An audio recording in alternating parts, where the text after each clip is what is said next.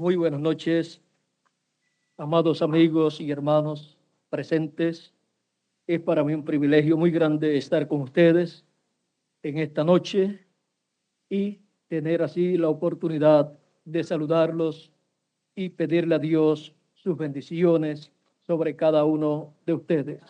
Que las bendiciones de Jesucristo, el ángel del pacto, sean sobre cada uno de ustedes y sobre mí también. Bueno, en esta noche quiero leer la escritura en Apocalipsis, que es el libro último de la Biblia, el libro que contiene las grandes bendiciones de Dios y que también contiene los juicios divinos que han de caer sobre la tierra. Dice así Apocalipsis capítulo 1, verso 10. Juan, el apóstol hablando, dice, vamos a leer desde el verso 9, dice: yo, Juan, vuestro hermano y copartícipe vuestro en la tribulación, en el reino y en la paciencia de Jesucristo, estaba en la isla llamada Pasmos por causa de la palabra de Dios y el testimonio de Jesucristo. Yo estaba en el Espíritu en el día del Señor, y oí detrás de mí una gran voz como de trompeta, que decía: yo soy el Alfa y Omega, el primero y el último. Escribe en un libro lo que ves y envíalo a las 7 iglesias que están en Asia, a Éfeso, Esmirna, Pérgamo, Tiatira, Sardis, Filadelfia y Laodicea. Y me volví para ver la voz que hablaba conmigo, y vuelto vi 7 candeleros de oro, y en medio de los 7 candeleros a uno semejante al Hijo del Hombre, vestido de una ropa que llegaba hasta los pies y ceñido por el pecho con un cinto de oro. Su cabeza y sus cabellos eran blancos como la blanca lana, como nieve, sus ojos como llama de fuego, y sus pies semejantes al bronce bruñido, refulgente como en un horno, y su voz como estruendo de muchas aguas. Tenía en su diestra 7 estrellas, de su boca salía una espada aguda de 2 filos, y su rostro era como el sol, cuando resplandece en su fuerza. Cuando le vi, caí como muerto a sus pies, y él puso su diestra sobre mí, diciéndome: no temas, yo soy el primero y el último, y el que vivo, y estuve muerto, mas he aquí que vivo por los siglos de los siglos. Amén. Y tengo las llaves de la muerte y del Hades, o sea, las llaves de la muerte y del infierno. Escribe las cosas que has visto, y las que son, y las que han de ser después de estas. El misterio de las 7 estrellas que has visto en mi diestra, y de los 7 candeleros de oro. Las 7 estrellas son los 7 ángeles de las 7 iglesias, y los 7 candeleros que has visto son las 7 iglesias. Para nuestro tema de esta noche tomaremos el verso 10 del capítulo 1 del Apocalipsis, que dice así: yo estaba en el Espíritu en el día del Señor, y oí detrás de mí una gran voz como de trompeta. La gran voz como de trompeta en el día del Señor. Pueden tomar asiento si tienen la bondad.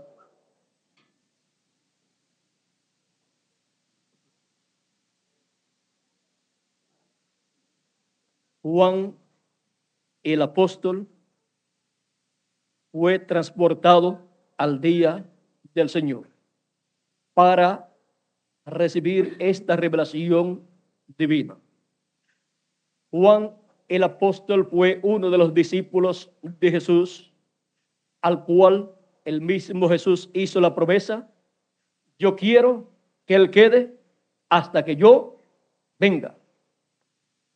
Encontramos que esto fue dicho acerca de Juan el apóstol después de la experiencia que habían tenido en el monte de la transfiguración, o sea, mucho tiempo después.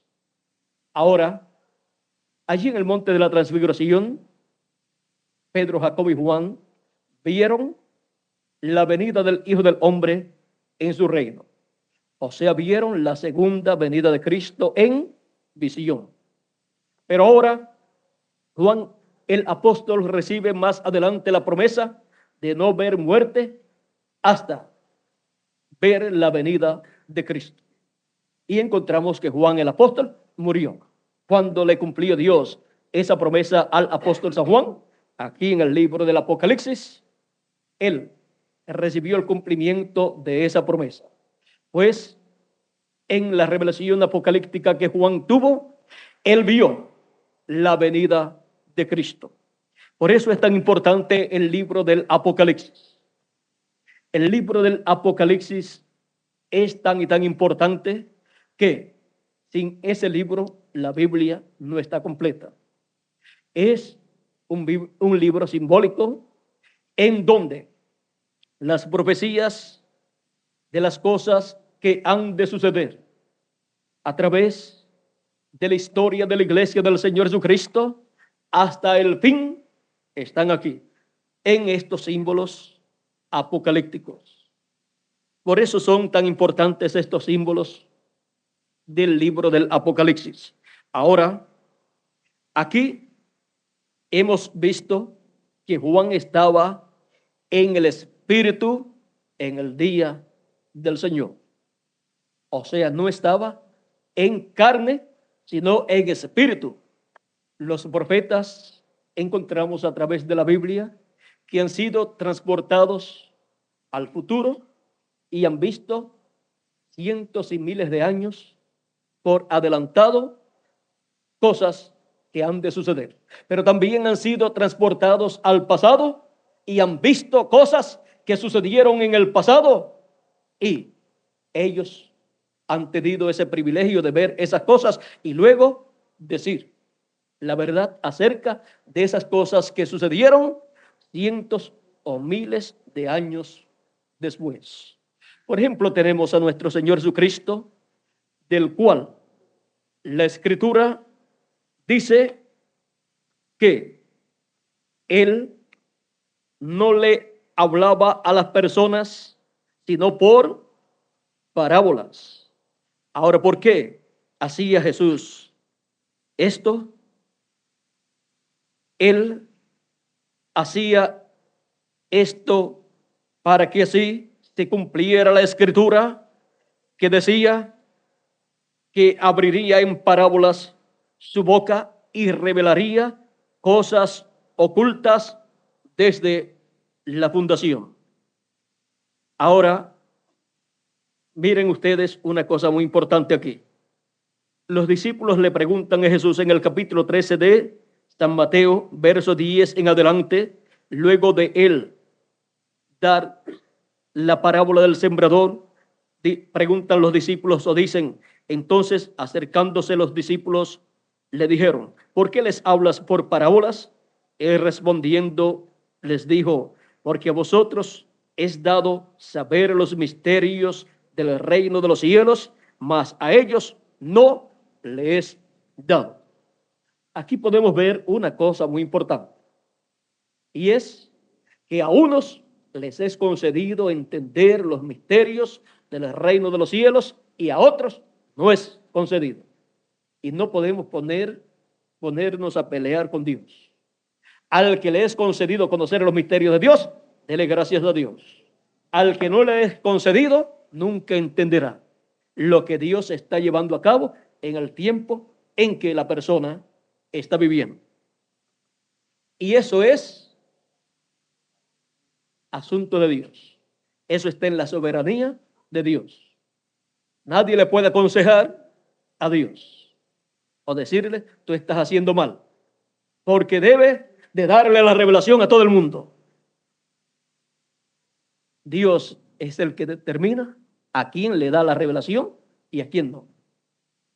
Y Dios dice en su palabra, y el mismo Jesús dice, que el trigo son los hijos del reino. Él le está dando Jesús a conocer uno de los misterios del reino de Dios. Dice que la cizaña son los hijos del mal. y el trigo los hijos del bueno. ¿Y por qué le tiene que dar la revelación divina a la cizaña? Al trigo es que se la tiene que dar, que son los hijos de Dios. ¿Para qué quiere la cizaña la revelación divina? Para hacer daño al programa de Dios, la usaría. Así es que esta es una realidad que la gente no han comprendido todavía, que hay hijos de Dios e hijos del diablo. Y Jesucristo mismo habló de esto. Así es que no es un invento religioso, ni es un invento de alguna persona, sino es una realidad que el ser humano tiene que aceptar, le guste o no le guste. Ahora, Dios tiene un programa. Y ese programa, Él lo da a conocer a sus hijos que están representados en el trigo. Y esto no es un asunto de que las personas que creen en Dios o son religiosas o leen la Biblia son hijos de Dios. No. No depende de que las personas sean religiosas o no sean religiosas. Miren ustedes como en San Juan capítulo 11, verso 25 en adelante, Jesucristo habla.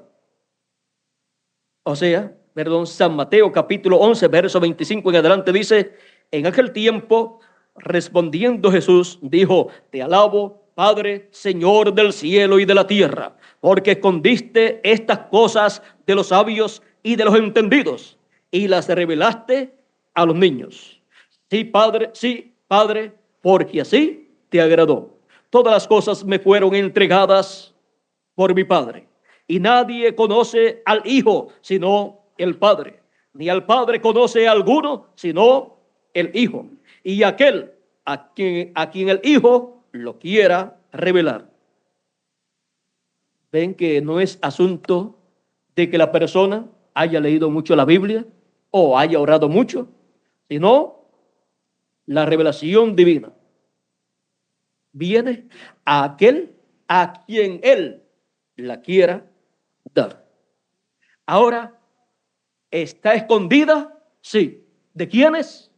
Dice: porque escondiste estas cosas de los sabios y de los entendidos, y las revelaste a los niños. ¿Quiénes eran los sabios entendidos en aquel tiempo? El sumo sacerdote, el más sabio de todos, y los doctores de la ley, y los sacerdotes de aquel tiempo, y el Sanedrín. Todas esas personas eran los sabios religiosos de aquel tiempo. Tenían sus doctorados en teología, en divinidad, todas estas cosas, por lo cual eran sabios religiosos. Sabios en los asuntos religiosos relacionados a las cosas de Dios. Pero sin embargo, miren ustedes, la venida de Juan el Bautista y la venida de Jesús de Nazaret a esta tierra estaba escondida. La venida de Juan y la venida de Jesús a la tierra, ¿de quiénes? De los sabios y de los entendidos, del sumo sacerdote. ¿Qué dijo Jesús que pensaban acerca de Juan el Bautista? Jesús dice: vino Juan, que ni comía ni bebía.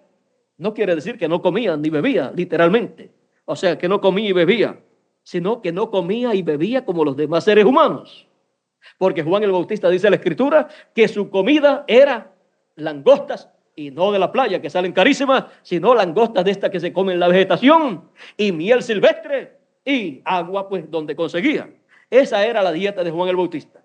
Y esa es una dieta que, si ustedes la buscan, los que pueden practicar esa dieta así son las personas que no trabajan o que están mal de la mente, que se comen lo que encuentran donde quiera. Y Juan así hacía. No tenía dinero para ir a un restaurante a comer. No tenía una casa donde le prepararan su comida. Así es que él se comía lo que hallaba por el camino en sus días, y decían: demonios tiene este hombre. O sea, las veces que algunos lo vieron comiendo, era agarrando de las plantas esos animalitos, saltamontes le dicen acá, pues eso se comía eso. Este hombre sí es raro, un profeta y comiéndose esos insectos, pero era el profeta más grande, dijo Jesús, de los nacidos de mujer. Ahora, Jesús dice, vino él, Juan el Bautista, que ni comía ni bebía, como comen los demás seres humanos. Y dijeron, tiene demonios este hombre, este es un loco. Y ahora viene el Hijo del Hombre, que come y bebe, y dicen que es un hombre comilón y bebedor de vino. A uno porque no comía le decían que tenía demonios, y a otro porque comía decían que era un comilón. O sea, lo que no se comía Juan, este se lo comía el doble. Es que cuando la gente no quiere recibir lo que Dios ha prometido, le buscan falta. Siempre están buscándole falta. ¿Por qué? Porque ya tienen sus propias ideas en cuanto a los asuntos religiosos, en cuanto a los asuntos bíblicos, y dicen, de aquí nadie me va a mover. O sea, ni aún Dios enviándole un profeta como Juan el Bautista pudo ser movido el sumo sacerdote y los doctores de la ley. ¿Por qué? Porque ellos ya tenían sus propias interpretaciones religiosas, sus propias interpretaciones sectarias. Y ese es el problema del sectarismo. Se establece en una opinión que ellos tienen acerca de una promesa divina y no hay quien los mueva de ahí.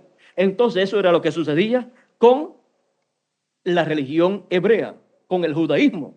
Ellos pensaban en su propia forma en cuanto a las profecías. Bueno, ellos leyeron de seguro que Elías había sido raptado en un carro de fuego cuando iba con Eliseo. Y ellos decían de seguro, cuando vuelva, pues tiene que venir en un carro de fuego. ¿Cómo diríamos nosotros? Se fue fulano en un avión para otro lugar porque no se puede ir en auto porque hay agua, está el mar. Por lo tanto, cuando vuelva, viene en un avión otra vez. Se fue en un carro de fuego Elías al cielo, tiene que volver en un carro de fuego. Como se fue, así tiene que venir. Esa es la idea siempre de la gente. Pero cuando Dios dice que volverá, cuando Dios ha prometido que Elías volvería, cuando Dios lo prometió, ¿qué sucedió? Dios le había dicho al profeta Elías, mira, ve y unge a Hazael por rey de Siria o Asiria, y a Jehú por rey de Israel, y a Elías por profeta en lugar tuyo. Eso fue en el monte Sinaí o monte Oreb, donde Dios le habló en aquella voz suave, apacible. Y Elías, cuando descendió del monte Sinaí, salió buscando a uno de esos tres hombres. ¿Y saben a cuál le encontró primero? Al último del cual Dios le habló. Encontró a Eliseo, echó su manto sobre Eliseo y Eliseo le dice, espera un momentito, déjame arreglar aquí este asunto de trabajo que tengo y te voy a seguir. Elías le dice, pero que yo te he hecho a ti. Él dice, no te preocupes, espera un momentito. Mató los bueyes con que estaba arando y con el arado preparó los bueyes, o sea, los cocinó, le dio los bueyes a comer a los que estaban allí trabajando y a la gente de ese lugar, y se fue con Elías. Luego encontramos que estuvo un tiempo con Elías ayudándole. Esa es la mejor forma para aprender. Y trabajando con Elías en todas las cosas, fue preparándose para lo que Dios le tenía, aunque Eliseo no sabía, pero Elías sí sabía. Elías sabía que Eliseo sería su sucesor. Ahora, cuando llegó el tiempo de Elías irse, los hijos de los profetas le decían a Eliseo, ¿no sabes que hoy se llevará Dios a tu señor? ¿Se lo llevará? Eliseo le decía, sí, ya lo sé. Guarden en silencio que ya yo sé eso. ¿Cómo lo supo? Elías le había dicho que se tenía que ir. Y de seguro, en alguna otra forma, ya también Dios le había dado un toquecito, un avisito. Y Eliseo iba a donde quiera que iba Elías. Y Elías le decía, mira, quédate aquí que yo tengo que ir allá.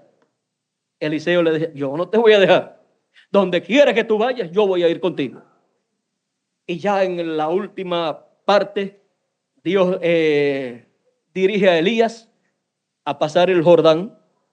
Y Elías le dice a Eliseo, mira, Dios me ordena ir al otro lado del Jordán. Quédate aquí en lo que yo voy allá. Yo no te voy a dejar. Todo el mundo sabía, los hijos de los profetas sabían que ya Elías se tenía que ir. Y Eliseo siguió con Elías. Elías tomó su manto, hirió las aguas del Jordán, se separaron. Algunas personas se preguntan, ¿y cómo pueden los profetas hacer esos milagros? Es que tienen las dos conciencias juntas y con lo que normalmente el resto de la gente no puede trabajar, que es con el 90%, que es el subconsciente. Con eso es que trabajan los profetas de Dios. Y ahí están las riquezas y todas las cosas grandes que Dios tiene para sus hijos. Pero que Dios no permitió que el ser humano normalmente tenga el subconsciente y el consciente juntos, excepto los profetas que él envía para cada cierto tiempo. Ahora, eso pues sucedió así desde la caída hacia acá.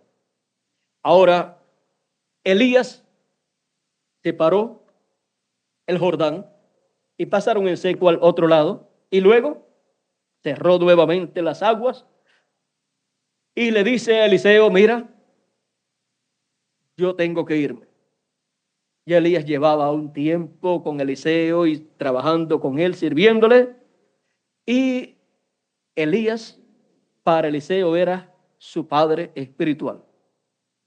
Y amaba Eliseo a Elías tanto que esa era una noticia muy triste para Eliseo.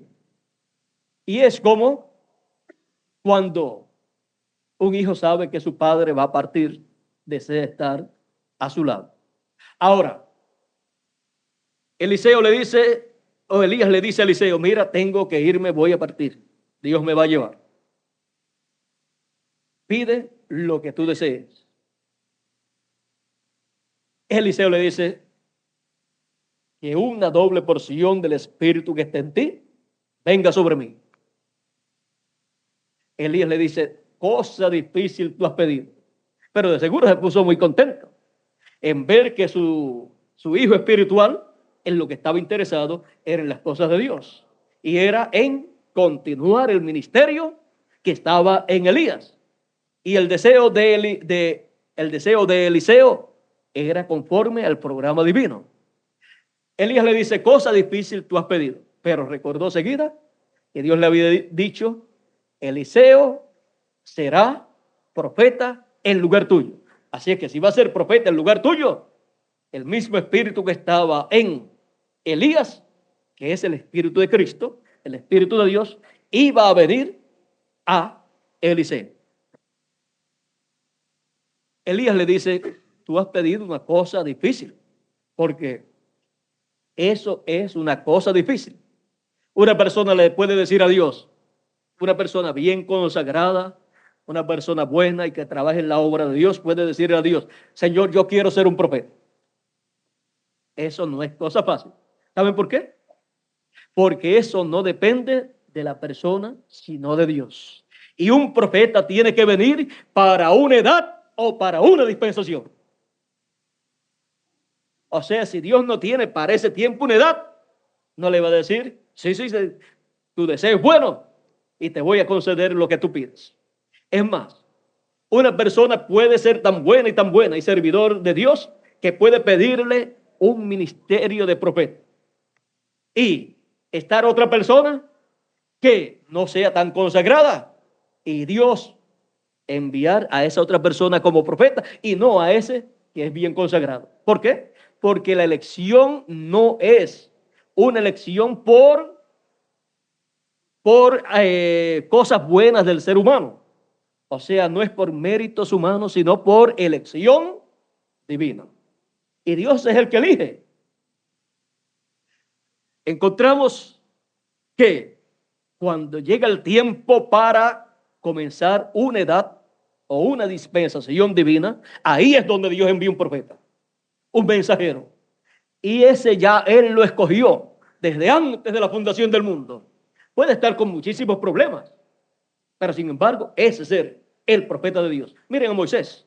Moisés trató de libertar al pueblo cuando era un príncipe allá en Egipto.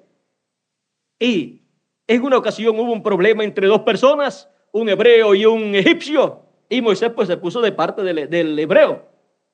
Estaban maltratando al hebreo y mató al egipcio. Se le fue la mano, como decimos nosotros. Y mató al egipcio. Tremendo problema. Pero vino y le enterró en la arena. En esos lugares pues era fácil de hacer un hueco en la arena, ya que es blandito el sitio, lo enterró. Pero hubo alguien que lo estaba viendo. Más el mismo al cual Moisés había defendido también vio lo que sucedió. Y luego al otro día estaba un hebreo maltratando a otro hebreo, dos hermanos. Y Moisés pide que haya paz entre ellos. Lo separa. ¿Y por qué estás tratando mal a tu hermano? Es de tu propia raza, es hebreo también. Y el otro le dice, ¿qué? ¿Me vas a matar a mí como mataste al egipcio?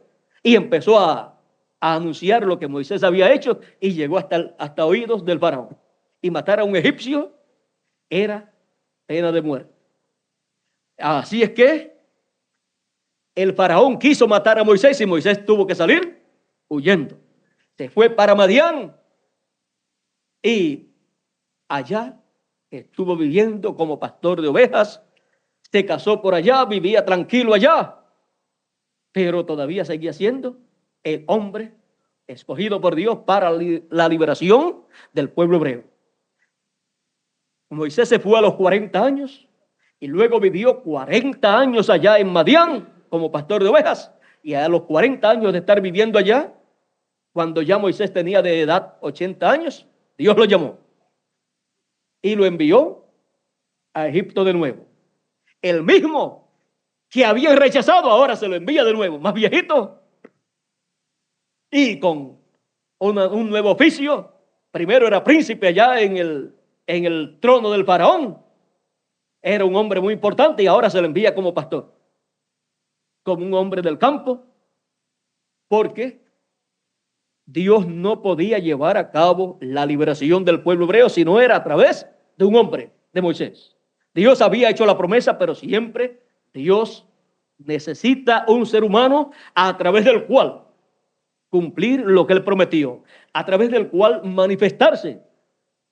Y el hombre para ese tiempo era Moisés. No servía otro hombre, porque Dios no dice, no, este no me funcionó. Lo echa a un lado y este me va a servir para profeta. No, eso colocaría a Dios como un Dios que no sabe lo que está haciendo. Y como Él sabe lo que está haciendo, Él, desde antes de la fundación del mundo, lo diseñó todo. Y escogió quiénes serían sus profetas mensajeros. O sea que no aparece un profeta mensajero de Dios así porque sí, sino cuando llega el ciclo divino para aparecer. Así que miren ustedes, cuando llegó Moisés, ya con 80 años y una varita, ya no iba con una espada, sino con una varita en la mano. El pueblo lo recibió. Dios le dijo a Moisés, ve, porque van a escuchar. Moisés decía, no, ese pueblo no me va a escuchar. O sea, Moisés recordaba los años que estuvo allá y que por poco lo matan allá. No, ese pueblo es muy duro. No me van a escuchar. Dios le dijo, sí te van a escuchar. ¿Por qué? Porque no iban a escuchar la voz de Moisés, sino la voz de Dios en Moisés. Yo estaré contigo y yo pondré mi palabra en tu boca. Y tú vas a hablar lo que yo te mande. Eso era todo. Y Moisés fue y lo escucharon. Y se llevó a cabo la liberación del pueblo hebreo. Ahora podemos ver que no era cuando el pueblo establecía el profeta que ellos querían tener, sino cuando Dios le enviaba un profeta. Y no puede Dios llevar a cabo una obra que Él tenga señalada para una edad, para una generación o para una dispensación, a menos que no sea a través del mensajero que él escogió desde antes de la fundación del mundo para usar en ese tiempo. Ahora, Elías le dice a Eliseo, cosa difícil tú has pedido. Pero recordó que Dios le había dicho que ese sería el próximo profeta. Ahora casi nunca hay dos profetas cerca el uno del otro. Casi nunca se conocen dos profetas de edades diferentes. ¿Por qué? Porque cuando Dios envía dos profetas de edades o de dispensaciones, están separados el uno del otro. Uno pertenece a una edad y el otro pertenece a otra edad.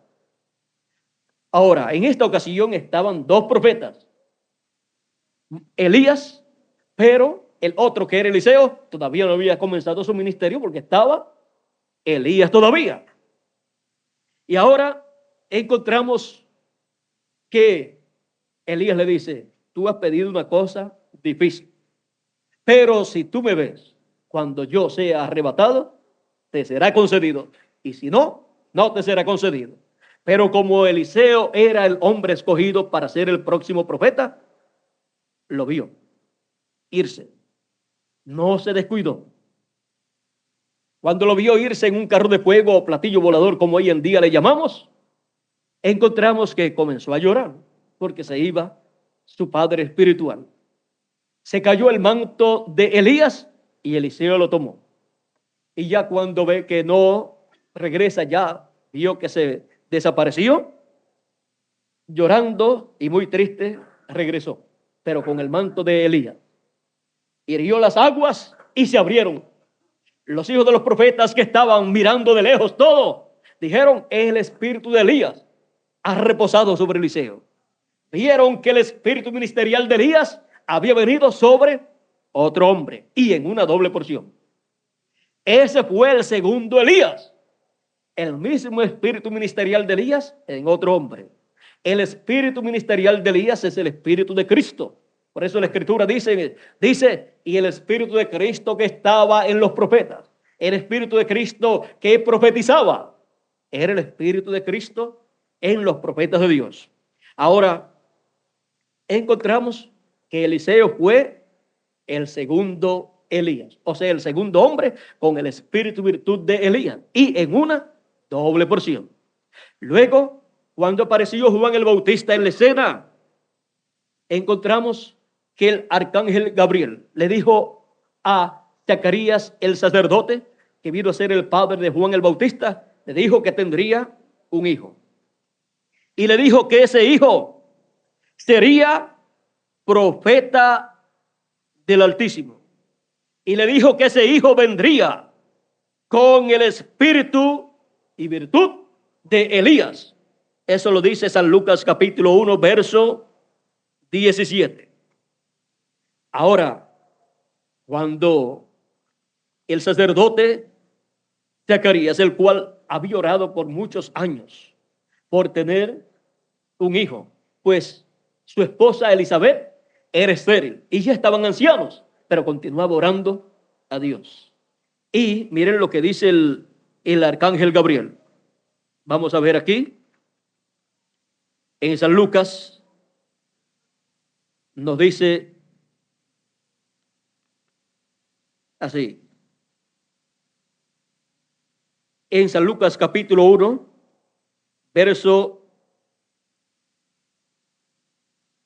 5 en adelante, vamos a leer un poquito. Dice, hubo en los días de Herodes, rey de Judea, un sacerdote llamado Zacarías, de la clase de Abías. Su mujer era de las hijas de Aarón y se llamaba Elizabeth. Ambos eran justos delante de Dios y andaban irreprensibles en todos los mandamientos y ordenanzas del Señor. Pero no tenían hijo, porque Elizabeth era estéril y ambos eran ya de edad avanzada. Aconteció que ejerciendo Zacarías el sacerdocio delante de Dios, según el orden de su clase, conforme a la costumbre del sacerdote, conforme a la costumbre del sacerdocio, le tocó en suerte ofrecer el incienso entrando en el santuario del Señor. Y toda la multitud del pueblo estaba fuera orando a la hora del incienso y se le apareció un ángel del Señor puesto en pie a la derecha del altar del incienso, y se turbó Zacarías al verle y le sobrecogió temor. Pero el ángel le dijo: Zacarías, no temas, porque tu oración ha sido oída, y tu mujer Elizabeth te dará a luz un hijo y llamarás su nombre Juan. Ahora miren, ya estaban ancianos, o sea, avanzados en edad, y ahora el arcángel Gabriel le dice: tu oración ha sido oída. Así es para toda persona que ora con fe a Dios. No importa los años que pasen, recuerden, mantenga su fe, creyendo que su oración ha sido oída delante de Dios. Ya estaban avanzados en edad, pero ahí viene la contestación a la oración de Zacarías. Tendrás un hijo y llamarás su nombre Juan. Escuchen esto: llamarás su nombre Juan, y tendrás gozo y alegría, y muchos se regocijarán de su nacimiento, porque será grande delante de Dios. No beberá vino ni sidra, y será lleno del Espíritu Santo aún desde el vientre de su madre. Y hará que muchos de los hijos de Israel se conviertan al Señor, Dios de ellos, e irá delante de él con el espíritu y el poder de Elías. Con el espíritu y el poder de Elías, para hacer volver el corazón de los padres a los hijos y de los rebeldes a la prudencia de los justos, para preparar al Señor un pueblo bien dispuesto. Ahora, miren cómo Dios escondió la promesa de la venida de Elías para prepararle el camino al Señor. El arcángel le dice al sacerdote Zacarías: le llamarás Juan, pero vendría con el espíritu y virtud de Elías, pero el velo de carne se llamaría Juan, pero el espíritu ministerial que estaría en él sería el de Elías. Ahora, una persona sabia, humanamente hablando, diría: pero lo más lógico sería ponerle por nombre Elías también, para que la gente pues no vaya a tropezar y para que la gente vean que es Elías. Pero ¿quién le hubiera dicho usted a Dios: Señor, no, ese nombre está mal, tiene que llamarse Elías? Todavía están esperando a Elías, el pueblo hebreo. Y Jesús dijo, le dicen los discípulos a Jesús, le preguntan: pero Señor, después de bajar del monte de la transfiguración, que vieron a Moisés y a Elías en el monte de la transfiguración, le preguntan al Señor: pero no dicen los escribas, los doctores de la ley, esta gente no dicen que Elías tiene que venir primero y restaurar todas las cosas. Jesús dice: ya Elías vino e hicieron de él todo lo que quisieron hacer. Y entonces entendieron que les hablaba de Juan el Bautista. Y en otra ocasión Jesús dijo: si ustedes lo quieren recibir, este es aquel Elías que habría de venir. Y se llamaba ¿cómo? Juan. Es que cuando Dios promete que va a venir un profeta y lo señala con el nombre de otro que vino ya en el pasado, lo que viene es el espíritu ministerial en un nuevo hombre. Viene con un nuevo nombre, con el nombre que le pongan a esa persona, y viene con un nuevo cuerpo, el cuerpo nuevo que tenga el instrumento que Dios estará usando en ese tiempo. Miren, Elías, el que le estaría preparando el camino al Señor en su primera venida, se llamaba Juan el Bautista. Y Dios escondió el misterio de la venida del precursor de la primera venida de Cristo. Escondió la venida de Elías en esa forma tan sencilla. Le pondrán por nombre Juan. Pero miren, los discípulos de Jesús, cuando Jesús les explicó, entonces supieron que Juan era Elías. ¿Y cómo puede ser Juan Elías cuando Dios prometió que vendría Elías y ahora viene Juan? Y Jesús dice que ese es Elías. Es el espíritu ministerial. Ahora, eso es muy importante conocer estas cosas, porque para el fin del tiempo también está la promesa que vendrá Elías. Y ya vino en el fin del tiempo como precursor de la segunda venida de Cristo, y el mundo no lo conoció. Se llamó William Marion Branham, un norteamericano.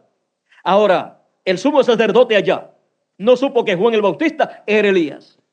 Los religiosos, los sabios de aquel tiempo, con sus doctorados en divinidad, no supieron que Juan el Bautista era Elías. Y tampoco supieron que Jesús de Nazaret era el Mesías que ellos estaban esperando. No supieron que era el hijo de la Virgen que nacería, el cual nació en Belén de Judea. Y luego se crió en Nazaret. Y ahí Dios escondió quién era el Mesías. Por eso cuando Andrés llamó a Natanael y le dice, mira, hemos encontrado el Mesías, del cual habló Moisés. ¿Cómo? Porque Natanael lo estaba esperando. ¿Cómo que ya? ¿Que lo encontraron? Y le pregunta, porque Natanael pues conocía las escrituras, las promesas de la venida del Mesías. ¿De dónde es? ¿Por qué pregunta de dónde es? Porque Natanael había leído en Miqueas, parece que es, que decía que de Belén de Judea vendría un guiador, un gobernador, que de ahí vendría ¿quién? El Mesías. Esa era una promesa mesiánica. Y seguida pregunta, ¿de dónde es? ¿Ven cómo las personas que no conocen o no reciben la revelación divina se pueden confundir? Porque toman las cosas, las escrituras, y toman las cosas y no pueden ver que Dios esconde los misterios del reino de Dios de los sabios y de los entendidos, y por el intelecto la persona nunca encontrará el programa que Dios está llevando a cabo en ese tiempo. Porque dice Jesús que escondió estas cosas de los sabios y de los entendidos, sabios intelectuales, y las reveló a los niños, a los que no tienen esos altos conocimientos humanos. Ahora, Natanael pregunta, ¿de dónde? Andrés se le dice, pues de Nazaret, porque Andrés no sabía la historia del nacimiento de Jesús. Los discípulos todavía no sabían la historia de dónde había nacido Jesús y todas estas cosas, sino que lo conocían de Nazaret y le llamaban Jesús de Nazaret, el carpintero de Nazaret. Bueno, de Nazaret. Natanael le dice, ¿puede de Nazaret salir algo de bueno? Porque de allí no había salido ningún profeta. Y salir ahora el Mesías, el Cristo. Nunca había salido nada de bueno, ningún profeta. Y ahora salir lo más grande que está prometido en la Escritura, le podía decir, mira, aquí dice que es de Belén de Judea. Bueno, tú ven y ven. Y después ya podrás opinar. Hay personas que tratan de opinar sin escuchar primero y sin ver primero. Y en una ocasión preguntó uno, ¿juzga vuestra ley alguno sin primero escucharlo? Porque casi toda persona le gusta hacer juicio y condenar seguida a alguien sin escuchar y sin ver de qué se trata todo ese caso. Ahora, Andrés le dice, bueno, ven y ve. Y cuando llega donde Jesús, Jesús dice, he aquí un verdadero israelita, en el cual no hay engaño. Natanael le dice, ¿y de dónde tú me conoces? Jesús le dice, antes que Andrés te llamara, yo te vi. Cuando estabas debajo de la higuera. ¿Qué estaría haciendo debajo de la higuera? Pues orando a Dios. Era un hombre espiritual que conocía la Escritura, que estaba esperando al Mesías, y él estaba orando por la venida del Mesías. Y como en ese tiempo, pues, estaba Juan el Bautista predicando y diciendo que el Mesías iba a venir. Después de mí viene uno del cual yo no soy digno de desatar la correa de su calzado. Entonces estaba el ambiente de la venida del Señor en ese tiempo. El pueblo esperando la venida del Señor y todo el mundo alerta. Y Juan el Bautista diciendo: después de mí viene uno, del cual yo no soy digno de desatar la correa de su calzado. Él es mayor que yo. Estaba preparándole el camino. Y ese era el ambiente en ese tiempo. Y cuando le dice: cuando estabas debajo de la higuera te vi, Natanael dice: tú eres el Cristo, tú eres el Rey de Israel. ¿Por qué? Porque lo vio cuando él estaba orando a Dios, estaba orando por la venida del Mesías, porque él quería recibir al Mesías. Ahora, hubo en aquel tiempo muchos falsos también, porque miren, el que haya cosas falsas, eso es una señal de que hay algo verdadero en algún lugar.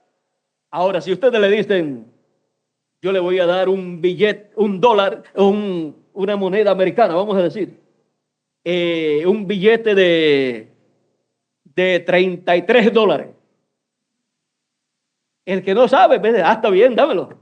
Pero el que sabe cómo son las monedas y los números que tienen las diferentes monedas, le dice: no, no hay monedas de 33 dólares. No hay un billete de 33 dólares. Así es que no puede ninguna persona falsificar un billete de 33 dólares. O sea, no puede haber un billete falso de 33 dólares, porque no hay un billete verdadero de 33 dólares. Solamente se puede hacer algo falso si hay algo verdadero. Hay falsos profetas, ¿por qué? Porque hay verdaderos profetas de Dios. Ahora, en aquel tiempo, dijo Gamaliel, me parece que fue: mire, vino Judas, Teudas y esa gente, murieron y todo se acabó. Así es que dejen a esta gente tranquilos. Cuando habían tomado preso a los discípulos, dejen a esta gente tranquilos. Si esto no es de Dios, se va a deshacer. Pero si es de Dios, nos vamos a encontrar nosotros resistiendo a Dios. Así es que dejen ustedes que ellos sigan. Si no es de Dios, se va a deshacer. Si es de Dios y nosotros nos podemos a luchar en contra de ellos, nos vamos a encontrar luchando en contra de Dios. Bueno, podemos ver que se encontraron luchando en contra de Dios el sumo sacerdote, los doctores de la ley y todos aquellos hombres importantes que habían estudiado mucho y habían obtenido grandes doctorados. Sin embargo, los pescadores, aquellos sencillos, se encontraron al lado de Dios. Se encontraron al lado de Jesucristo. Se encontraron al lado del cumplimiento de lo que Dios había prometido para aquel tiempo. ¿Qué hubiera hecho usted en aquel tiempo? Lo mismo que hace en este tiempo final. No puede hacer otra cosa. No podía hacer otra cosa. Si usted es un creyente hoy, usted sería un creyente en el pasado. Ahora, en los días de Jesús, miren ustedes, algunas personas piensan: oh, qué hermoso hubiera sido vivir en aquellos días. Pero en aquellos días, miren la lucha que hubo. El que seguía a Jesús, lo seguía aún en contra de las críticas y en contra de todo lo malo que hablaban acerca de Jesús. Pero Jesús decía: bienaventurado el que no se ha escandalizado en mí. Y el que es de Dios, la voz de Dios oye. Y mis ovejas oyen mi voz y me siguen. Y al extraño no seguirán ni escucharán. Y yo tengo otras ovejas que no son de este redil, las cuales también me conviene traer, que son los gentiles, o sea, la iglesia gentil. Ahora, Jesús sabía, conocía el programa de Dios para ese tiempo y estaba en las manos de Jesús el programa correspondiente a ese tiempo. Él sabía quién él era. Él sabía quién era Juan el Bautista. Él sabía que era Elías. Y él sabía que él había aparecido en la escena, Jesús, después de Juan el Bautista. Lo había bautizado Juan el Bautista. O sea, había sido discípulo de Juan el Bautista. Y María era pariente de Elizabeth. Ahora, ¿qué podían decir los enemigos de Jesús como el sumo sacerdote? Miren, Dicen que Juan es el profeta Elías. Pero mire, se llama Juan. ¿Cómo van a probar que es Elías? Pero era Elías. Jesús dijo que era Elías. Y cuando le preguntaron a Juan, ¿quién eres tú? ¿Tú eres el Cristo? Dijo, no, yo no soy el Cristo. ¿Tú eres Elías? Dijo, no. ¿Y por qué dijo Juan el Bautista que no era Elías, siendo Elías? Porque del Elías que le están preguntando es del Elías del tiempo final. Es del precursor de la segunda venida de Cristo y no del precursor de la primera venida de Cristo. Y Juan dijo, no. ¿Y por qué eres tú el profeta? O sea, el profeta del cual había hablado Moisés. Profeta como yo de entre vuestros hermanos, os levantará el Señor vuestro Dios. A él, oíd, en Deuteronomio capítulo 18, verso 15 al 18, es que nos habla de ese profeta que vendría. ¿Y por qué bautizas? Juan dice, yo bautizo con bautismo de arrepentimiento, pero después de mí, detrás de mí viene uno, del cual yo no soy digno de desatar la correa de su calzado. Él les bautizará con Espíritu Santo y con fuego. Ahora, Juan sabía quién él era y sabía quién vendría después de él. Cuando bautizó a Jesús, vio al Espíritu Santo descender en forma de paloma sobre Jesús y dijo, he aquí el Cordero de Dios que quita el pecado del mundo. Decía Juan, yo no le conocía, pero el que me mandó a bautizar me dijo, sobre aquel que tú veas al Espíritu Santo descender en forma de paloma, ese es él. Y yo le vi. Así es que Juan sabía que Jesús era el Mesías, aunque era de la misma familia. O sea, porque María era familia de Elizabeth. Pero Juan el Bautista sabía que ese era el Mesías. Y era un hombre sencillo, un carpintero sencillo de Nazaret. Ahora el pueblo hebreo estaba esperando un hombre importante, un hombre grande, porque Dios anunció la venida del Mesías y a través de las Escrituras, a través de los profetas, como algo grande. Y cuando vino, era un sencillo carpintero de Nazaret. ¿Por qué? Porque siempre el velo de carne en donde Dios cumple sus promesas grandes, siempre es sencillo. Y Dios siempre en esa forma oculta su obra. Él oculta todo su programa y lo revela a quien Él quiere. Pedro, Natanael, Felipe y todas estas personas conocían quién era Jesús. Pedro y Natanael decían, tú eres el Cristo, el Hijo del Dios viviente. ¿Y qué decía el sumo sacerdote? Este hombre blasfemado, diciendo que es hijo de Dios, es digno de muerte. Dijo el sumo sacerdote cuando le pidió a Jesús decirle si él era el Hijo de Dios. ¿Y para qué quería saber si era el Hijo de Dios? Para mandarlo a matar, para condenarlo y que lo mataran. Eso era lo único que el sumo sacerdote quería escuchar, que era el Hijo de Dios, no para creer en él, en vez de decir, gloria a Dios, que nos ha hablado claramente y nos ha dicho quién es él. Y decirle a todo el pueblo y a los sacerdotes, este es el Hijo de Dios, este es el Mesías que nosotros estamos esperando. Pero en vez de decir así, dijo, blasfemado, rasgó sus vestiduras y dijo que era digno de muerte. Estaba ciego él y sus líderes, ciegos espiritualmente, no podían ver. Escondió Dios de sus ojos estas cosas, y cuando Dios esconde de los ojos de los sabios y entendidos, o sea, del conocimiento humano intelectual, sus obras correspondientes a cada tiempo, el ser humano no puede ver lo que Dios está haciendo.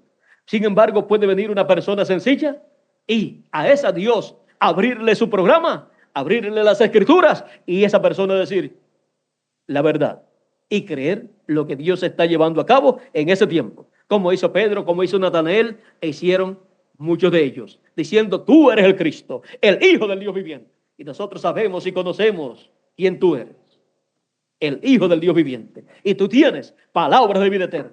Y no predicaban la Escritura, la Biblia, a los demás predicadores y sacerdotes, Pero Jesús tenía palabra de vida eterna. Ellos lo que tenían era una repetición de lo que Dios había dicho.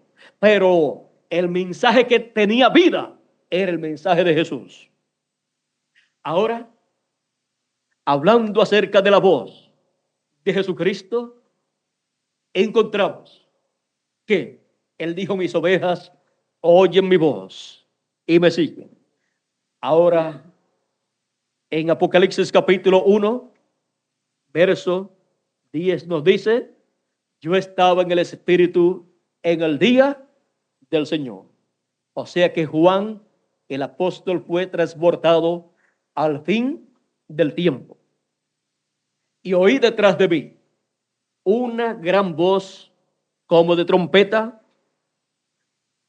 que decía.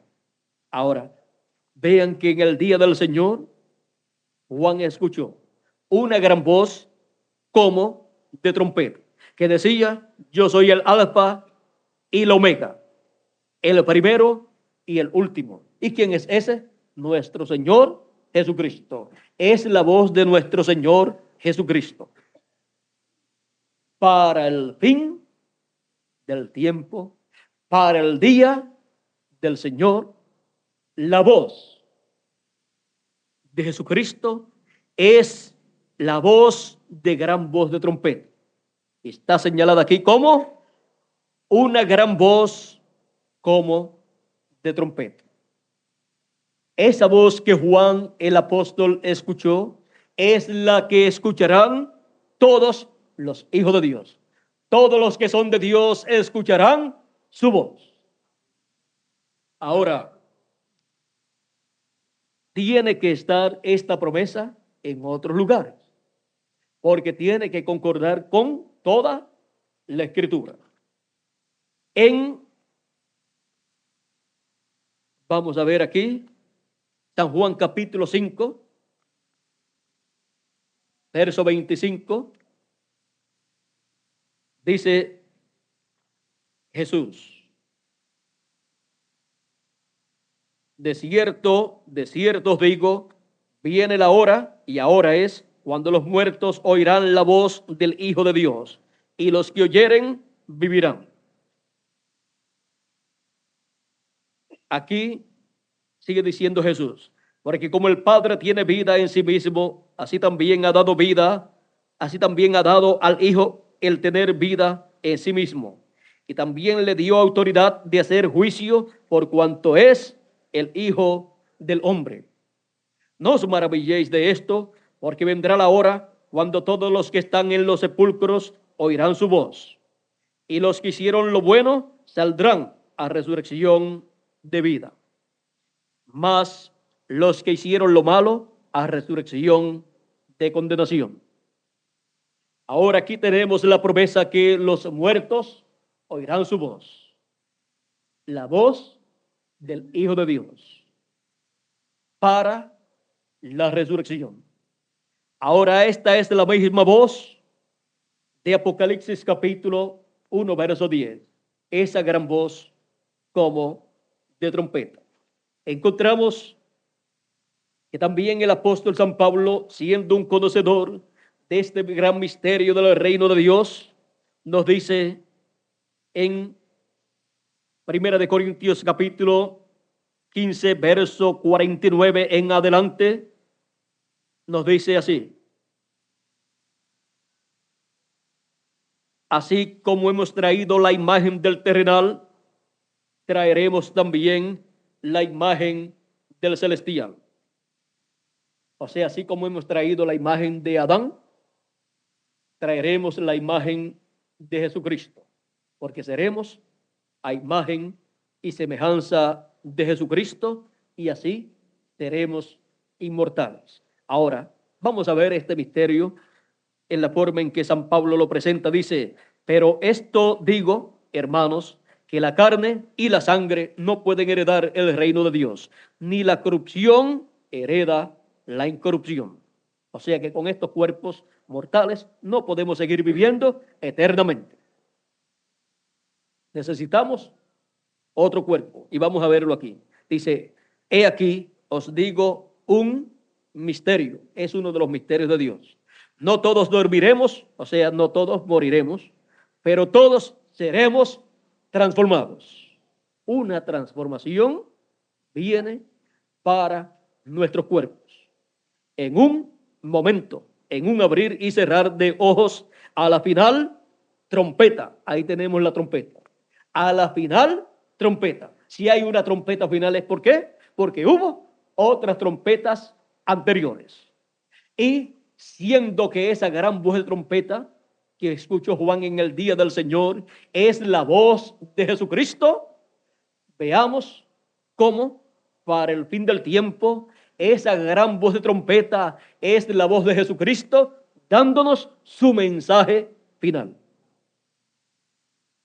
Dice, porque se tocará la trompeta y los muertos serán resucitados incorruptibles y nosotros seremos transformados.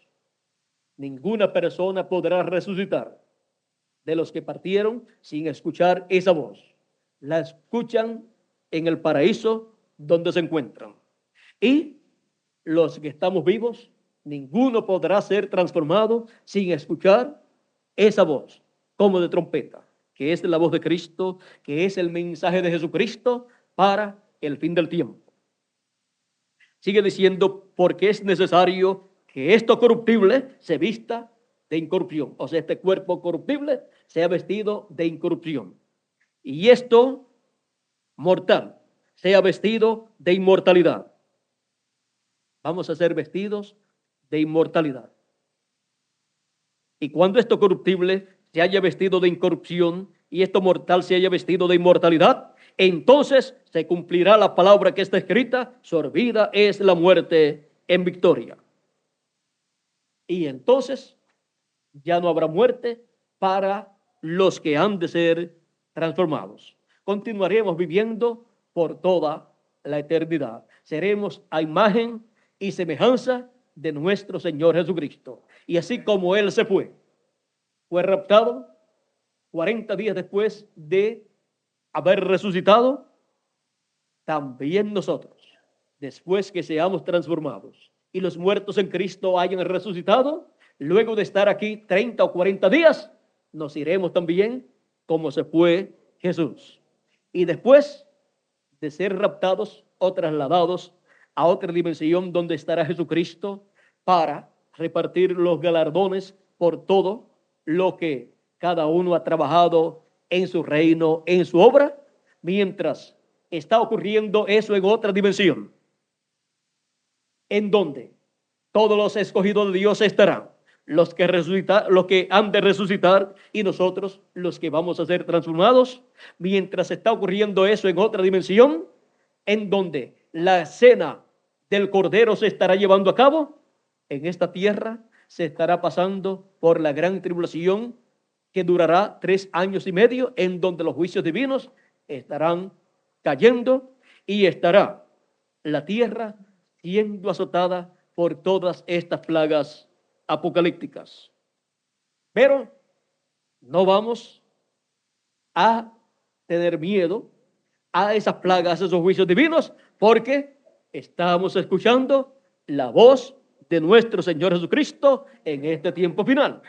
O sea, aquí el libro del Apocalipsis nos muestra las bendiciones para los que escuchan la voz de Dios y los juicios divinos para la cizaña que ha de venir sobre la tierra. O sea, el juicio divino que ha de venir para la cizaña.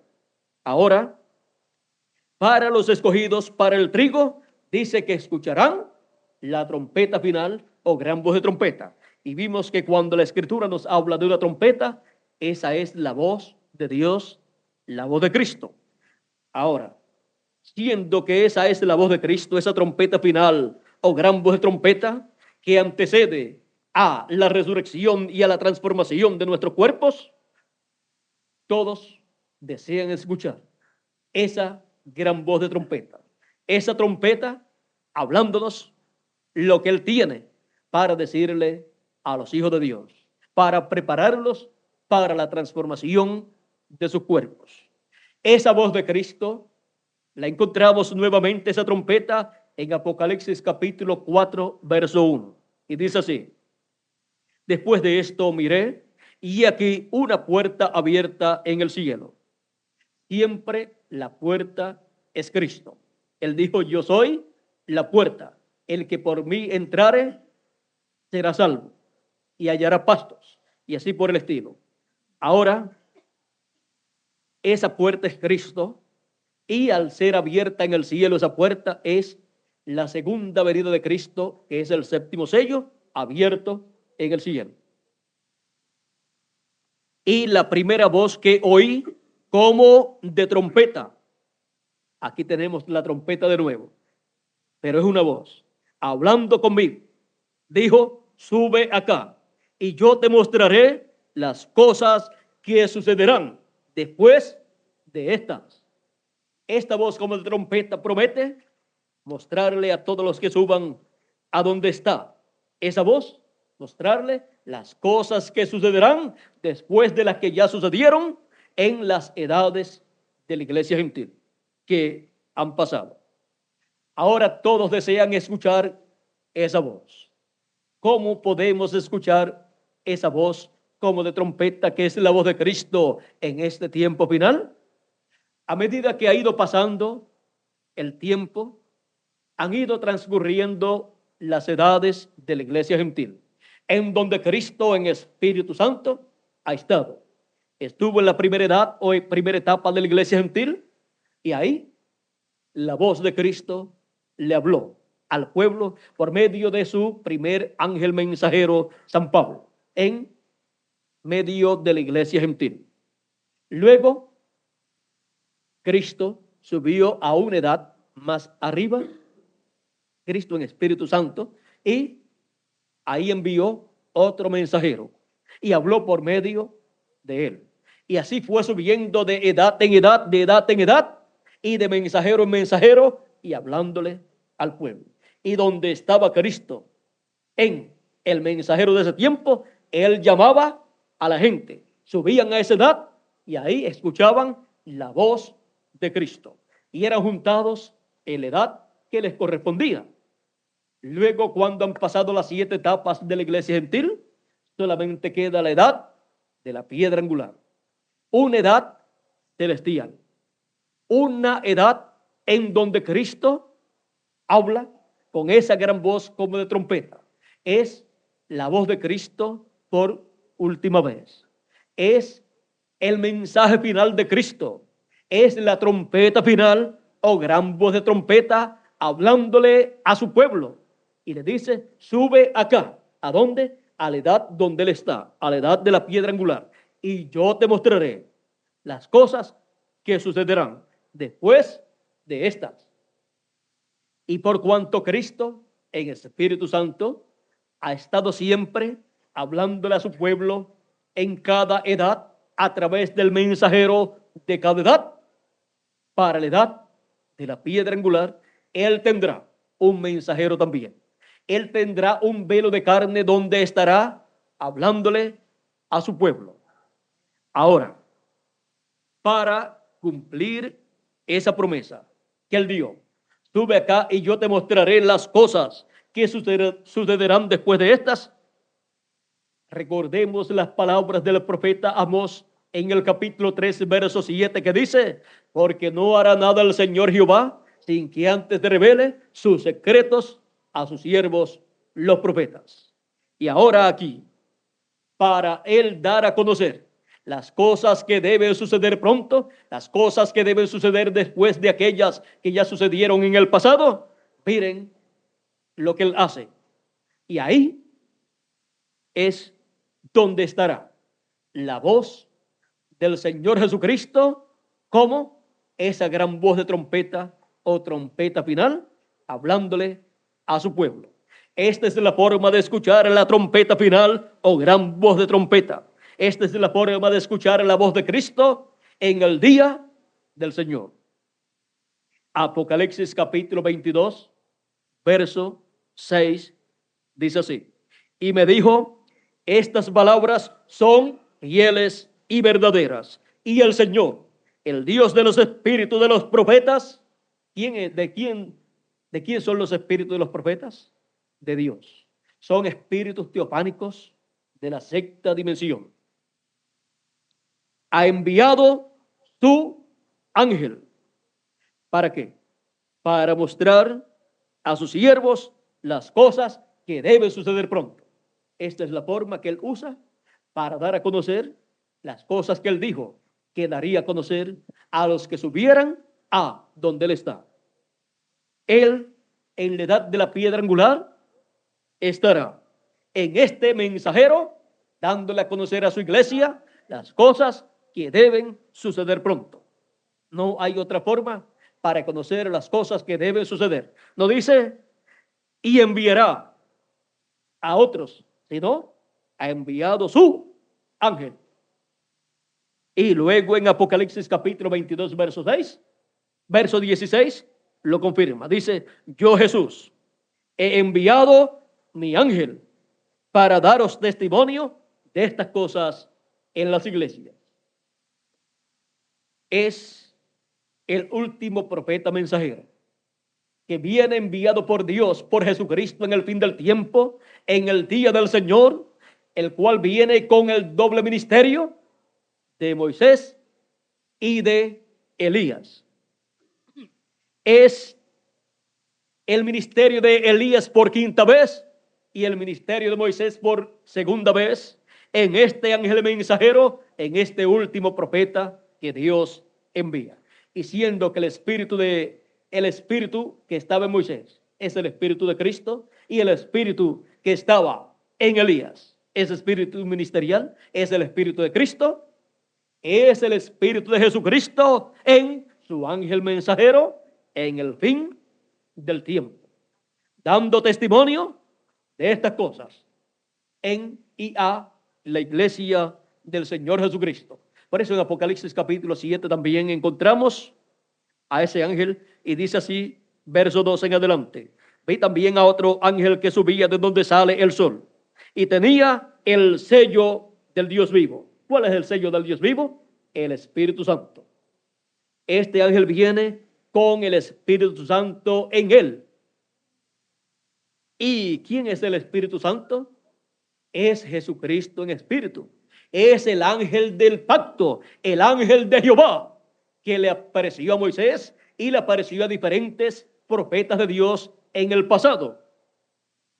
Dice, y clamó a gran voz a los 4 ángeles a quienes se les había dado el poder de hacer daño a la tierra y al mar, diciendo, no hagáis daño a la tierra, ni al mar, ni a los árboles, hasta que hayamos sellado en sus frentes a los siervos de nuestro Dios. Y oí el número de los sellados, 144,000 sellados de todas las tribus de los hijos de Israel.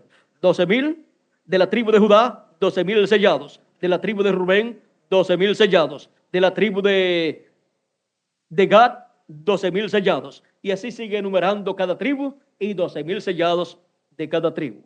Ahora, aquí encontramos que Dios envía un ángel mensajero. Cuando se dice un ángel, se habla de un mensajero, de un profeta mensajero, es un ángel mensajero. Y aquí es enviado al pueblo hebreo un ángel mensajero con el Espíritu Santo en él. Este ángel mensajero es el que está prometido para llamar y juntar al pueblo hebreo. Es el que está prometido para venir en el fin del tiempo, en el día del Señor, con el Espíritu de Dios.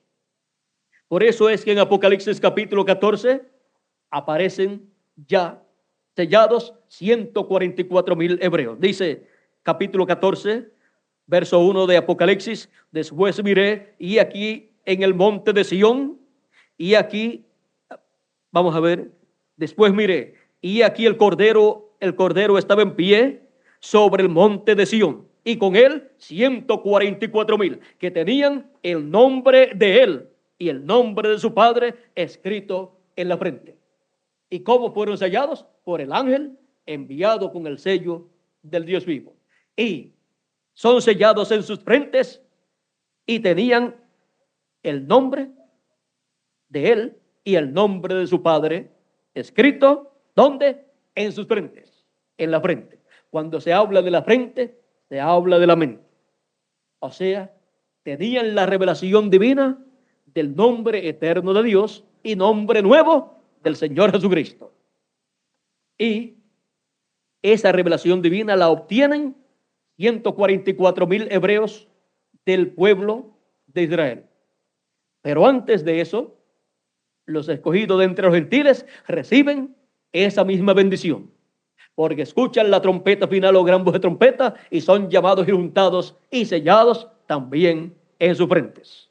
Hay personas que no han comprendido estos misterios del reino de Dios, que se encuentran aquí en el libro del Apocalipsis, pero que también se encuentran en otros libros de la Biblia, del Antiguo Testamento también. Miren, hay personas que no conocen las cosas que Dios ha prometido hacer y saben que Dios tiene que hacer algo en este tiempo, pero no saben lo que es, y por no saber lo que es, porque no conocen la Escritura, algunos pueden rechazar lo mismo que ellos dicen que Dios hará, pero que por causa de no entender y de no conocer las Escrituras, lo rechazan.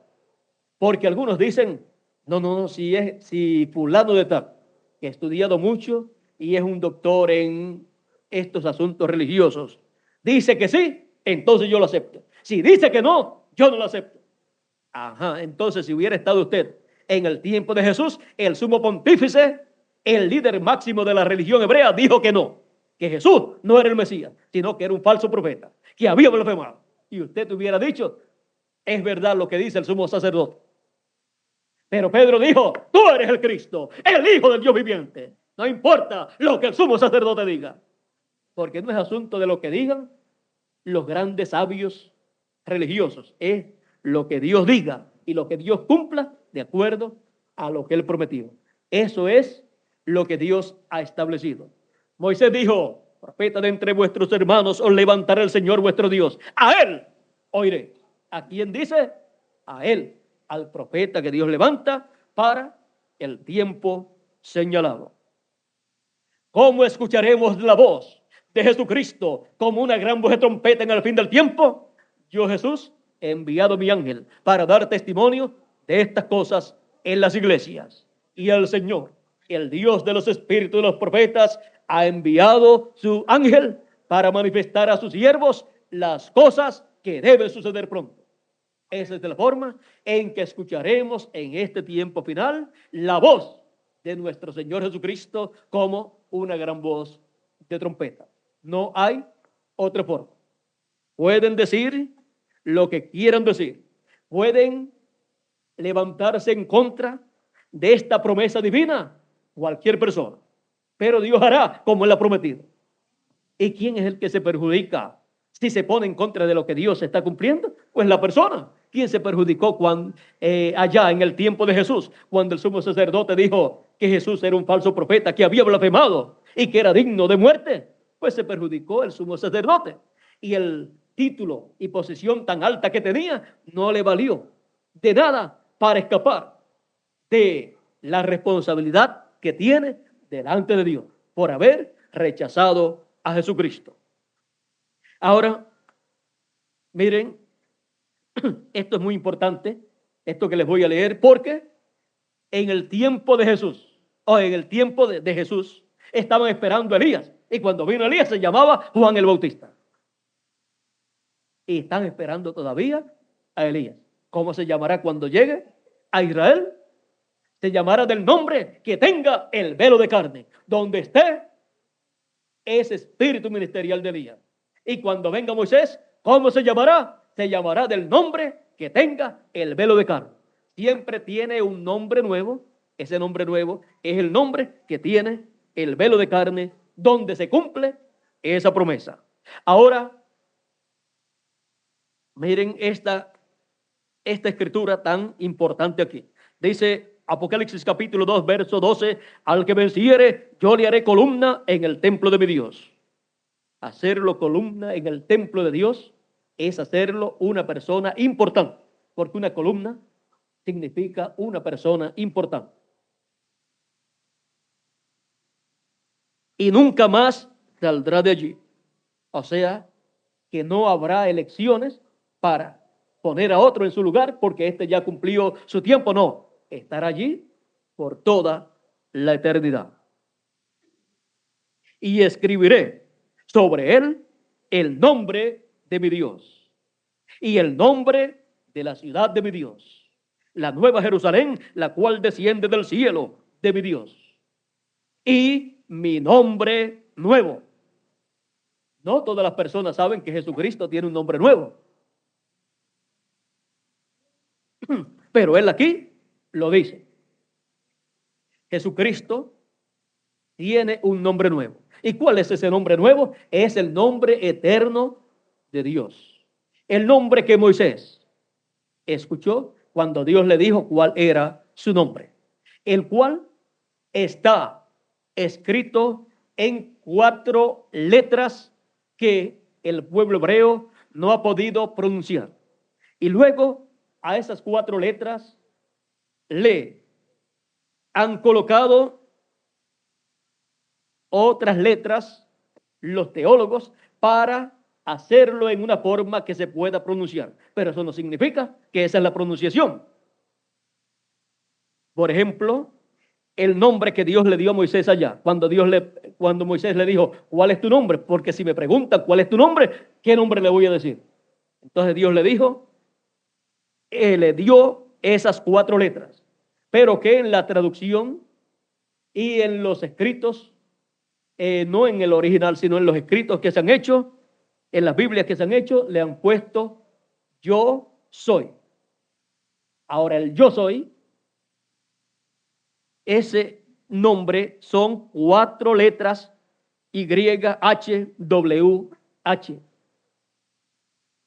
Luego encontramos que le colocaron una E, después de la Y colocaron una E, después de la H colocaron una O y después de la W colocaron una A para pronunciarlo así, Jehová o Yahvé, y así es que surgió ese nombre teológico que le han colocado a Dios, pero Jehová o Yahvé no es el nombre realmente de Dios.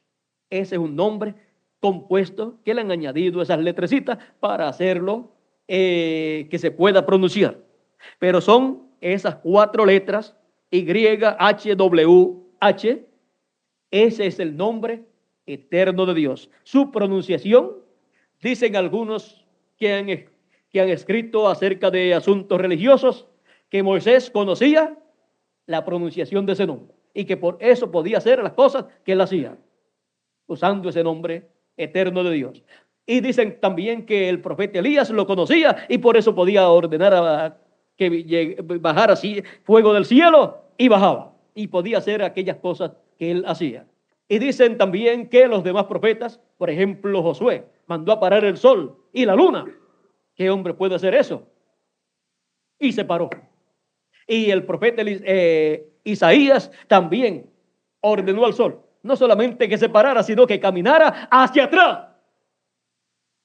Para los que no habían creído que Josué había parado el sol, ahora Isaías lo manda a caminar hacia atrás, porque el sol camina de este a oeste. Ahora el profeta Eliseo o el profeta Isaías le dice al sol, ahora camina 10 grados de oeste a este. Y eso es un milagro grande, tipo y figura del fin del tiempo, donde Cristo, el sol de justicia, caminará del oeste hacia el este. Bueno, todo tiene un motivo, todo tiene un significado, y todas las cosas que sucedieron en el pasado son tipo y figura de las que han de acontecer en nuestro tiempo. Ahora, hemos visto cómo Dios ha obrado en los diferentes tiempos. Podemos tomar cada libro de la Biblia y ver en ellos el tipo y figura de nuestro tiempo. Jesús, hablando de la venida del Hijo del Hombre para el fin del tiempo, dijo que sería como en los días de Noé y sería como en los días de Lot. En los días de Noé hubo un profeta, Noé. En los días de Lot hubo un profeta, Abraham. Ahora, miren ustedes, en los días de Noé ¿Quién conocía el programa de Dios para aquel tiempo? Un solo hombre, Noé. Y el programa de Dios para ese tiempo era que el juicio divino vendría sobre la raza humana. Y Dios es amor, pero también es fuego consumidor. Ahora, lo que las personas no han entendido es que hay ciclos divinos, así como tenemos nosotros días en la semana y tenemos meses en el año. Dios tiene ciclos en los cuales Él lleva a cabo un programa. Tiene edades, tiene dispensaciones y así por el estilo. Todo eso Él lo reflejó en las fiestas y ordenanzas y leyes que le dio al pueblo hebreo. Lo que el pueblo hebreo recibió es más grande de lo que ellos imaginan, porque ahí le fueron dadas al pueblo hebreo las leyes y los programas divinos que Dios llevaría a cabo, pero el pueblo hebreo solamente pudo entender, la mayor parte de ellos, la parte natural, la que ellos llevaban a cabo en cada ocasión, pero no vieron que detrás de eso había un programa mayor. Por ejemplo, el pueblo hebreo sacrificaba un corderito en la víspera de la Pascua, como lo hicieron allá en Egipto. Y también durante el año realizaban diferentes sacrificios a Dios. Y el día 10º del mes séptimo de cada año llevaban a cabo el sacrificio del macho cabrío para la reconciliación del pueblo hebreo con Dios. Era el sacrificio de reconciliación. Y cada año llevaban a cabo estos sacrificios. Pero eso era tipo y figura de Jesucristo como el sacrificio por el pecado en la cruz del Calvario. Cuando Cristo apareció y murió en la cruz del Calvario, Él cumplió todos aquellos tipos y figuras que el pueblo hebreo llevaba a cabo en forma literal. Pero estaban todos señalando a Jesucristo. Por eso es que cuando ellos ofrecían a Dios esos sacrificios, el pecado de ellos era cubierto. Y Dios entonces no veía el pecado, eran perdonados y venía la bendición de Dios al pueblo. No es que la sangre de un animalito pueda quitar el pecado, sino que por cuanto esos sacrificios representaban a Cristo, eran la sombra, el tipo y figura de Jesucristo y su sacrificio, por eso Dios miraba a través de la sangre de sus sacrificios a cada persona y al pueblo hebreo como nación. Y Él no veía el pecado porque era cubierto por esos sacrificios cuando ellos lo hacían con fe. Y por esa causa es que contaban delante de Dios esos sacrificios. Y el pueblo hebreo tuvo la revelación de esos sacrificios, igual que Noé.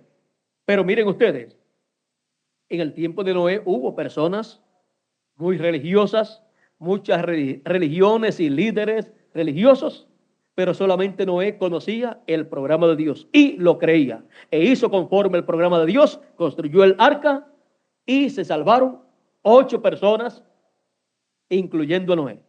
8 personas de millones de personas. 8 personas entraron al arca y el resto de los millones de seres humanos murieron en el diluvio. Con una cosa tan sencilla, con agua, miren, Dios destruyó aquella generación. Cuando destruyó aquella generación murió la raza de los gigantes, porque hubo gigantes en aquellos tiempos, murió toda aquella generación que el pensamiento del corazón de ellos era de continuo al mal. Y como Dios juzga el corazón, Dios vio lo que hubo en el corazón de ellos y los destruyó. Y se salvó Noé y su familia. Podemos decir que tenían más revelación del programa de Dios los animalitos que entraron con Noé al arca y las aves que entraron con Noé al arca que la gente de aquel tiempo y que las religiones de aquel tiempo también, porque no entraron. No dice que entró tal o cual ministro con su iglesia, o no dice que entró tal o cual religión, solamente entró Noé con su familia. Él tenía la revelación divina del programa de Dios correspondiente para aquel tiempo. Ahora,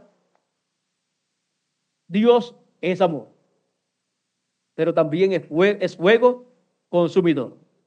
Algunas personas piensan Dios no puede destruir la raza humana, Dios no puede destruir al ser humano. Dios le da oportunidad a todo ser humano. Le da la oportunidad de alcanzar la misericordia. Le da la oportunidad de vida eterna. Pero si el ser humano pierde esa oportunidad, no queda otra cosa sino el juicio divino. Porque delante del ser humano Dios ha puesto la vida y la muerte, la bendición y la maldición. Y el ser humano, por causa del libre albedrío que tiene, decide.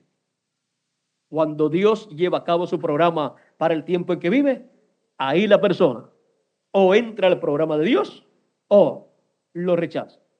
Por eso es que ninguna persona debe comentar en contra de las cosas de Dios, nada, sino ir a la Escritura y ver lo que Dios prometió para el día en que vive. Y si ve que se está cumpliendo eso, no importa que sea a través de personas sencillas o de una persona sencilla, ese es el programa de Dios. Y si no lo puede aceptar, no lo puede recibir, entonces lo mejor es que se quede calladita la persona y no comente nada en contra para que no le sea contado delante de Dios como que se levantó en contra del programa divino como enemigo de Dios. Esa es la mejor posición, pero la mejor de todas es recibir el programa divino. Por eso es que es bueno que cada persona siempre ore a Dios. Señor, guíame en esta tierra. Yo sé que estoy en esta tierra por un tiempo, pero yo sé que siempre tú has tenido un programa, el cual ha estado llevando a cabo en cada tiempo. Tú tienes un programa para este tiempo. Hazme conocer tu programa. Déjame ver cuál es tu programa. Tiene que estar en la Escritura, porque Dios no puede hacer algo si no está en la Escritura, porque no hará nada el Señor Jehová sin que antes revele sus secretos a sus siervos los profetas. Así es que tiene que estar aquí en la Escritura. Algún profeta tiene que haber hablado acerca de lo que Dios hará en nuestro tiempo, así como habló de lo que Dios hizo en cada tiempo. Ahora, nosotros estamos en el fin del tiempo, fin del mundo y fin del siglo. Nosotros estamos en el tiempo en que toda persona desea escuchar la voz de Dios, la voz de Jesucristo. Y la voz de Jesucristo es esa gran voz de trompeta. Es el mensaje final de Jesucristo dándonos a conocer las cosas que deben suceder pronto. ¿Dónde escucharemos la voz de Jesucristo? Si estos fueran los días de Moisés, estaría en Moisés. El mensaje de Moisés fue la voz de Dios para aquel tiempo. Y el mensaje de cada profeta ha sido la voz de Dios para cada ocasión. El mensaje traído por cada ángel mensajero de cada edad fue la voz de Jesucristo para cada edad. Y la voz de Jesucristo para la edad de la piedra angular, para este tiempo final y dispensación del reino, es la voz del ángel del Señor Jesucristo, a través del cual Jesucristo estará tocando, sonando la trompeta final, o sea, dándonos su mensaje final, dándonos el mensaje del evangelio del reino y así dándonos a conocer todas estas cosas que deben suceder pronto. No hay otra forma, porque Él no ha colocado en su palabra otra forma para hacer. Es conforme a como Él prometió. Es la voz o gran voz como de trompeta en el día del Señor. Esa voz es el mensaje final. Es el mensaje de Jesucristo por medio de su ángel mensajero. Esa es la gran voz como de trompeta en el día del Señor. Y estamos en el día del Señor. Y para otra ocasión estaremos hablando del día del Señor, que no es un día literal como algunos piensan. Cuando Dios habla de días, los días representan edades y representan dispensaciones también y representan milenios también. Cuando Dios dijo cuando Dios dice en su palabra que en 6 días Él hizo todas las cosas. Son 6.000 años. Y el séptimo día descansó. Es en el séptimo milenio que Él descansó. Y ahora nosotros hemos tenido unos 6.000 años desde Adán hacia acá. Y ya el año número 6.000, que está tipificado en el día sexto, ha estado llegando a su final. Conforme al calendario que tenemos, estamos en el 1995. Y el 1995, sumándole unos 4.000 años pasados antes de Cristo, nos coloca en cerca del final del año 6.000. Pero si sacamos la cuenta a razón de 360 días por año y 30 días por mes, colocándole un día adicional a cada 4 años, encontramos que ya la raza humana ha entrado al año 2000, por lo tanto, ha entrado al séptimo milenio. Y el séptimo milenio es el día del Señor. Así como el séptimo día fue establecido para el pueblo hebreo como el día del Señor, porque es tipo y figura del séptimo milenio. Y vamos a dejarlo ahí. En otra ocasión, pues, estaremos hablando más abundantemente sobre estas cosas en los mensajes que ya están predicados. Hay mucho acerca de este tema, el día del Señor. Ahora, ¿qué es lo importante en el día del Señor? La voz de nuestro Señor Jesucristo. El mensaje de la gran voz de trompeta. Porque ese es el mensaje que nos llama y nos junta en el día del Señor y nos prepara para nuestra transformación. No habrá transformación para ninguna persona, ni rapto, sin escuchar la voz de nuestro Señor Jesucristo como esa gran voz de trompeta. ¿Y cómo la escucharemos? Ya hemos visto en Apocalipsis capítulo 22, verso 6 y Apocalipsis 22, verso 16. Yo, Jesús, he enviado mi ángel para dar testimonio de estas cosas en las iglesias. Y el Señor, el Dios de los espíritus de los profetas, ha enviado su ángel para manifestar a sus siervos las cosas que deben suceder pronto. Ahí es donde viene la voz del Señor. Ahí es donde viene esa gran voz de trompeta, dándonos a conocer las cosas que deben suceder pronto. En el día del Señor. Estamos en el día del Señor. Si sacamos la cuenta, a razón de 360 días por año y un día adicional cada 4 años, o sea, el año bisiesto. Si sacamos la cuenta así, ya hemos pasado al año 2000 algo. O sea, estamos en el año 2007, porque tiene 7 años de atraso el calendario y no se sabe si tenga un poquito más. Pero por lo menos han reconocido que tiene 7 años de atraso, pero ellos no pueden tomar los calendarios y actualizarlos porque sería un desastre para los gobiernos, para la banca, para todas las cosas. La economía se iría al piso y todo se iría por el piso. Ya el problema entró hace cientos de años y tienen que seguir caminando así. Pero en el glorioso reino de nuestro Señor Jesucristo, todo estará correcto, todo estará bien arreglado. Estamos en el día del Señor, llamados a escuchar la gran voz de trompeta. La gran voz de trompeta en el día del Señor. ¿Vieron lo sencillo que es todo? Es que Dios siempre ha obrado en forma sencilla. Pero a la gente algunas veces se le olvida. Y cuando están viviendo su tiempo, dicen Dios va a hacer algo grande. Pero no miran para atrás para ver lo que Dios prometió hacer en tiempos pasados, una cosa grande. Cuando la hizo en forma sencilla, con personas sencillas. ¿Quién iba a pensar que a quien Jesucristo le iba a dar las llaves del reino de los cielos era un pescador? Pedro, que quizás no sabía ni escribir su nombre. Pero, vean ustedes, quizás el sumo sacerdote se quedó esperando las llaves del reino de los cielos y la tenía Pedro. El hombre sencillo, Pedro, el pescador, las tenía.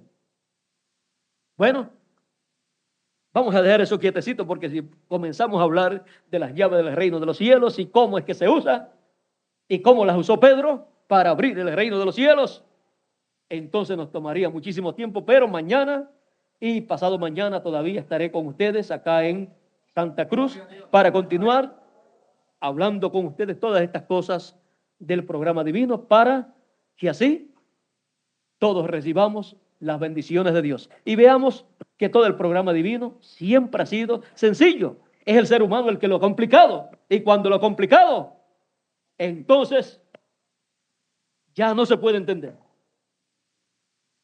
Pero vino Pedro después de Jesucristo con las llaves y lo simplificó otra vez. Bueno, que Dios les continúe bendiciendo a todos, que Dios les guarde. Muchas gracias por vuestra amable atención. Ha sido para mí un privilegio muy grande estar con ustedes en esta noche. Ha sido para mí un privilegio grande ver por aquí a Marinés. Y me alegro que haya escuchado la palabra. Y espero que Dios pues te ayude. Ya has visto que es un asunto entre Dios y la persona. Cuando Dios le abre el corazón a uno, entonces la palabra, toda la escritura se hace sencilla y uno comienza a entenderla en esa forma sencilla en que siempre ha sido. Y Dios ha dicho que ha revelado estas cosas a los niños. No es que uno tiene que ser un niñito sino uno tiene que ser como los niños. Los niños no saben nada. Y los padres le dicen, esto es así, así, así, así, así, así. Así mismo es. Y así lo entiende rapidito. Pero el que piensa que sabe mucho, siempre está pensando que es como él piensa y no como le es enseñado. Bueno, nosotros queremos aprender de Dios, queremos conocer las cosas de Dios, y ya Él nos ha dicho en su palabra cómo es que Él nos dará a conocer todas estas cosas que han de suceder en este tiempo final. Bueno, que Dios les continúe bendiciendo a todos, que Dios les guarde, que Jesucristo, el ángel del pacto, les bendiga a todos ustedes y a mí también, porque yo también, como ustedes, necesito la bendición de Dios. Yo no sé nada, solamente a medida que Él me enseña es que yo voy aprendiendo y les voy diciendo a ustedes.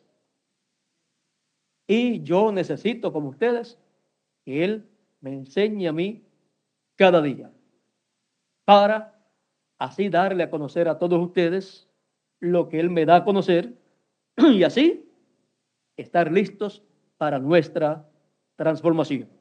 Y después nos iremos de aquí a pasar una buena temporada con Cristo allá. Nos duele mucho saber que va la humanidad a pasar por una etapa muy difícil, pero porque vayan a pasar por una etapa difícil, no vamos a decir, pues me voy a quedar aquí con ellos. No. Los incrédulos, vamos a decir, se lo merecen. Porque no vamos a estar diciendo no se lo merecen, sino el incrédulo se merece todos los juicios divinos que Dios le envíe por incrédulos. Jesús dijo, si ustedes no creen que yo soy, en vuestros pecados morirán. En vuestros pecados moriréis. Y también Él dijo en otra ocasión, ¿quién les enseñó a ustedes a huir del fuego del infierno? ¿Quién les enseñó? Porque los incrédulos no pueden escapar. Ahora el creyente escapa de los juicios divinos siempre. ¿Por qué? Porque cree en Dios. Y Dios no puede destruir al justo con el injusto. Así es que Esas son leyes divinas y Él no las puede violar. No puede destruir al justo con el injusto. Así es que tengan en cuenta eso. Nunca duden la palabra de Dios. Como Él la ha dicho, siempre Él la ha hecho y así Él hará en este tiempo en el cual nosotros estamos viviendo. Bueno, que Dios les continúe bendiciendo a todos, que Dios les guarde y pasen todos muy buenas noches. Con nosotros, Miguel Bermúdez Marín. Y nos veremos mañana, Dios mediante, mañana.